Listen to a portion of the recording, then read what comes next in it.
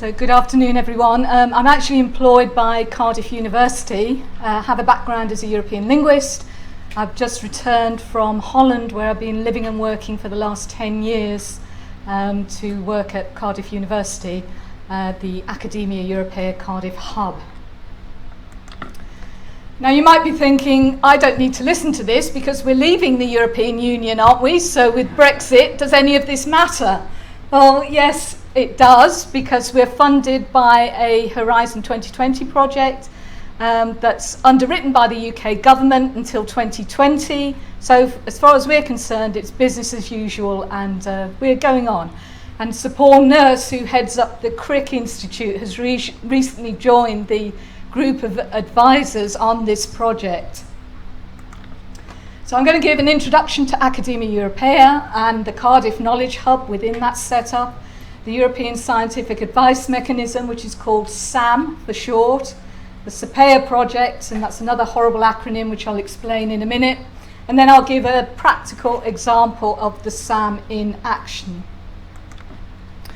So just to tell you what Academia Europaea is, it was actually founded in 1988, so 29 years ago, at Cambridge University in the UK.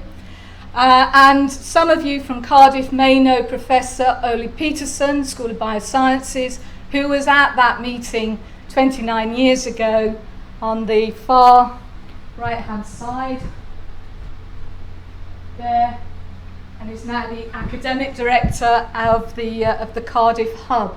So what makes Academia Europaea different is that it comprises directly elected members, whereas all the other European academy organisations are all umbrella organisations. Academia Europaea works through a network of hubs. The headquarters is at Senate House in London. There's a hub in Barcelona in Spain. There's one in Wrocław in Poland. There's one in Bergen in Norway, where I was on Sunday. I'll tell you about that later. And now this one at Cardiff, which has been up and running since last year and is hosted by Cardiff University. We've done a lot in a short time. We're based at the Hayden Ellis building on Maindee Road. We hosted the annual conference in June last year, 3 days after the Brexit referendum. We had 148 delegates from 21 countries. The Erasmus lecture at that conference was given by Lord Rees, absolutely fabulous lecture. There was a debate there on scientific advice mechanisms, so you'll see there, for example, the Vice-Chancellor of Cardiff University, and this is Mark Warport, the UK Chief Scientific Advisor, who was at that debate. And we do a whole series of events, and if you'd like to get notification of those events, do fill in there's a yellow form at the back where you can leave your details and we'll put you on our mailing list. This is a panel debate that we had on Brexit in November last year. So just to tell you a little bit about the Scientific Advice Mechanism, or SAM for short. Some of you may know that the European Commission used to work with a chief scientific advisor. That was Anne Glover, who was in that post from 2012 to 2014. If you have a look on the public domain, do a Google search, you'll see all the strengths and weaknesses and what worked and what didn't work in that approach. And Anne has written quite extensively on this, including this quote, which you can read. Delivering the mandate with such limited resources was an impossible mission. The sheer number of requests posed an unmanageable workload on my team, which routinely worked more than 50 hours a week. So effectively what she was saying, and you can read this online, is that she didn't get enough resource, she didn't get enough support, and after that the Commission moved to a new approach, a more collective approach. So this is what we're working with at the moment. The SAM unit is located within DG Research, Science and Innovation, which is headed up by Commissioner Carlos Moedas. There's a high-level group of scientific advisors, of which Sir Paul Nurse is one. There are 7 of those. And then the European academies are the last brick in this building, this edifice, and so they're all working together to produce this scientific advice for policy. So the work done so far. Now, the high-level group got moving more quickly than SEPEA did, the academies. They got up and running at the end of 2015, and since then they've worked on real-world CO2 emissions, they've worked on cyber security, and they've worked on agricultural biotechnology. And all those reports are published, and you can get them on the SAM website. The SEPEA consortium, the academies, came along in November of last year, and our first project is Food from the Ocean.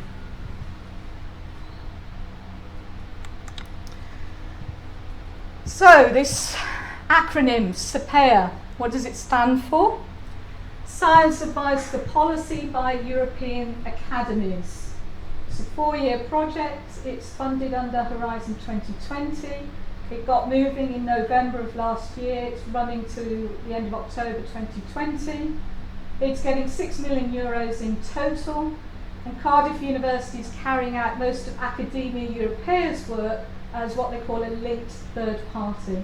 So you'll see 5 academies working in this. These are all umbrella academies of European national or regional academies, and then Academia Europaea with directly elected members. So the requests for policy can come either through what they call a top-down mechanism, so they come from somewhere in the Commission, or a bottom-up, and somebody can propose a particular topic that they want to work on. So the first one is Food from the Oceans. That work is being led and coordinated by Academia Europaea Cardiff, and it comes from a request by Commissioner Vella, who's responsible for Environment, Maritime Affairs and Fisheries, to the SAM unit. And the question is this: how can more food and biomass be obtained from the oceans in a way that does not deprive future generations of their benefits? Now, if you want to know more about this and what we're looking at, then the scoping paper is on the SAM website. I'm not a subject expert, David Thomas is, but in very, very simple terms, there are lots of things living in the sea, plant and animal. Can we be harvesting or farming different types of food from the ocean to feed a growing global population of people?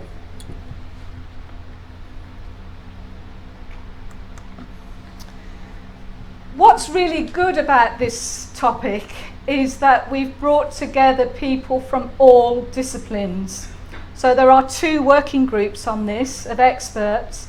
We went out with a call for nominations to join the working group. We got 153 nominations, which was absolutely incredible, not what we expected. And we've ended up with 2 working groups of about a dozen each. One group is looking at the things in the green, which are the natural sciences. What can be harvested and farmed? What's the impact on the ecosystem? What are technical and other constraints? What are the health and safety issues? And then we've got another group on the social sciences and humanities side, looking at economic issues, consumer preferences, social and cultural impact, and governance. They've been meeting on a regular basis. The last meeting is next week in Copenhagen on Tuesday. So just so you get an idea of how this is working and how Wales is involved, I've mentioned that we've got these 2 working groups.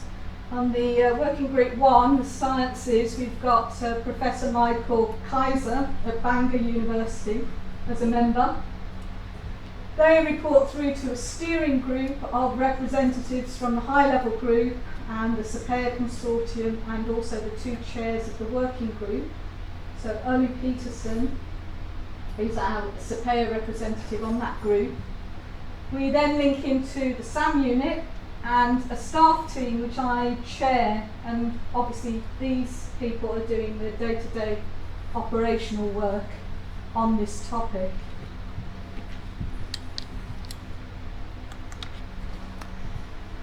We are working with a very, very, very tight schedule because we have to fit in with the policy and planning cycle, and the Commission is wanting to do its policy work and its budgeting from next year, so we need to get this done by the end of this year. And it was quite slow to get moving in the first instance because SEPEA, as you saw, only got up and running in November. So the working group were in place by March.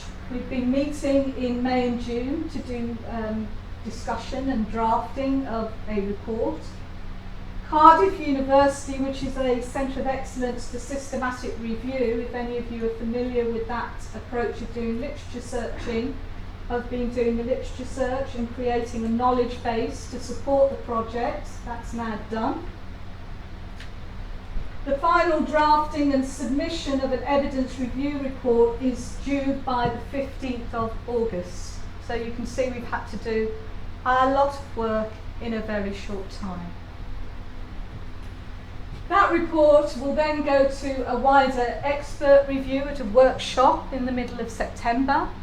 There's going to be a formal peer review process throughout the whole of October. And then we're aiming to get the final evidence review report and a scientific opinion written on top of that by the end of November.